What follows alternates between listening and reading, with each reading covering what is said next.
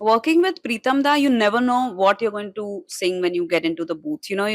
With most composers, you just have a certain idea of the kind of music they make. So you know what to expect when they call you.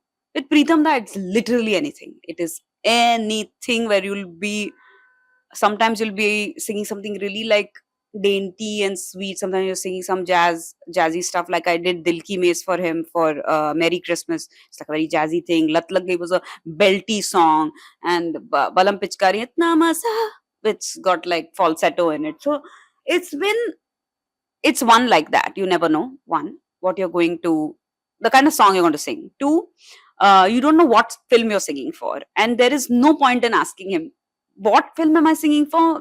Who is?" Don't go there. Just go and do your job and leave. Is what I've realized, and just welcome the opportunity. Like I feel like at least this is how I approach any session that I go to, and it works for me, although a lot of people have very different ideas about what they ought to get when they step into a studio. I feel like if I'm getting the opportunity to work with someone and show them that this is what I have to offer, then it's an audition. For me, every time stepping into a studio is an audition to be or not to be on that song. And with Pritam Da, I get to audition many songs. I get to learn two new things about what my vocal capabilities are. So working with him is just a thrill for me. It's like, oh, दादा का phone आया. It's not like बड़े picture में गाना मिलेगा. It's like कुछ तो सही गाने मिलेगा.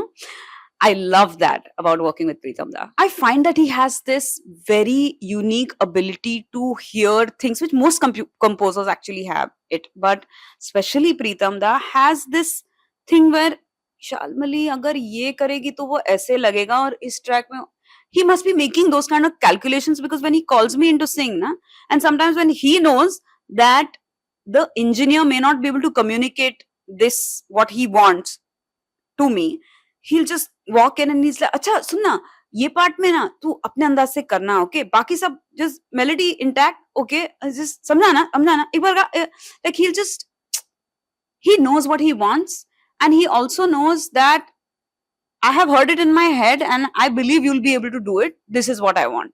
So it's just a thrill. It's a thrill to try, sometimes make it, sometimes not make it, and he's just able to keep you on edge. It's incredible.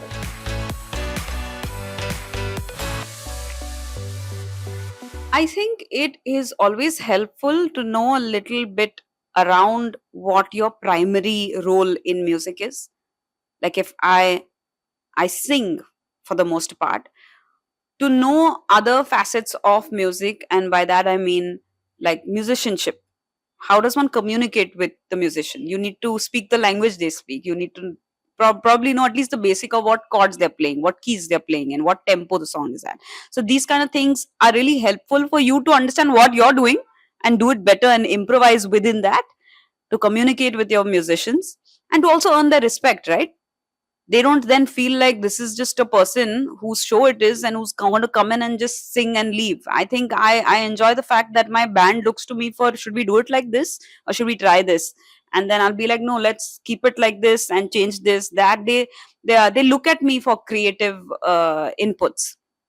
And I don't only mean music. I mean even lights, even graphics, even stage plot, and what you wear on stage, how you walk on stage. If you're just standing and you don't know what to do, what do you do then?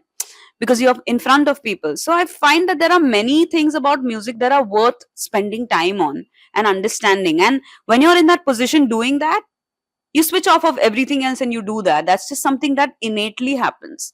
But having gathered the experience of all these different departments comes in handy in that moment. Like if I'm just standing on stage and there's someone else taking a solo, so the spot is on him, you can't assume nobody's looking at you and that you're not in focus right now. You still need to stand like there might be that one person who is looking at you. So to have that presence of mind is something that happens organically because you've been practicing it here, there, here, there.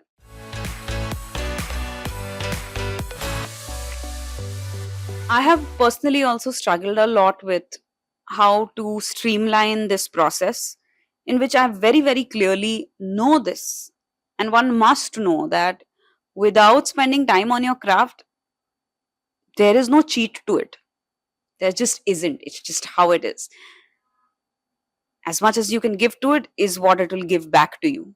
So, spending time is essential. How you do it, like I used to wake up until 2 weeks back when I made this change, that I wake up and then I sit and knit, and then I read a book and have my coffee, and then I would do whatever music and this, that. Now I've changed that, saying that no, knitting and reading is not as important as doing riyaz, songwriting, and dance for me. Those are three things that I need practice with. So now I've allotted 1 hour every morning. So there's 3 hours like school.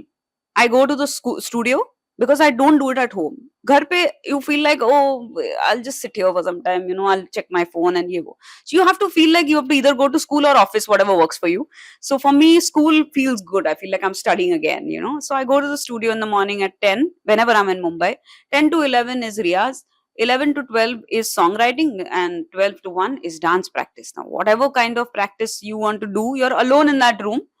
So you can either cheat yourself and be on your phone, or you can actually do the thing you came for. But I'm still struggling with that. I've been following it religiously, but I'm struggling with it. And I happened to meet Veerdas on a flight yesterday. And I asked him that, when do you write? Because the man is always traveling. He's doing shows all over the world. And then he was doing another one when I met him on flight. And I like, when do you write? And he's like, every morning. I write every morning. He has a very, very proper, like he gave me a fixed time. Each time say his time. My wife also knows that, don't bother him now. He has to go and write. And I just go and write at that time. So I told him about my 3 hour plan, that I do this, but I'm struggling. He's like, what are you doing first? So I said, I'm doing Riyaz first. And then I'm writing music, and then I'm doing dance. He's like, start writing first. Then you dance, and then you sing last. Do it in that order and see how it feels. And I think it makes a lot of sense, because the mind has to wake up. And when you start writing something like a paragraph, or object writing is something that I do a lot. And when I do that, I feel like all my senses wake up. When my senses are awake, then my body needs to wake up.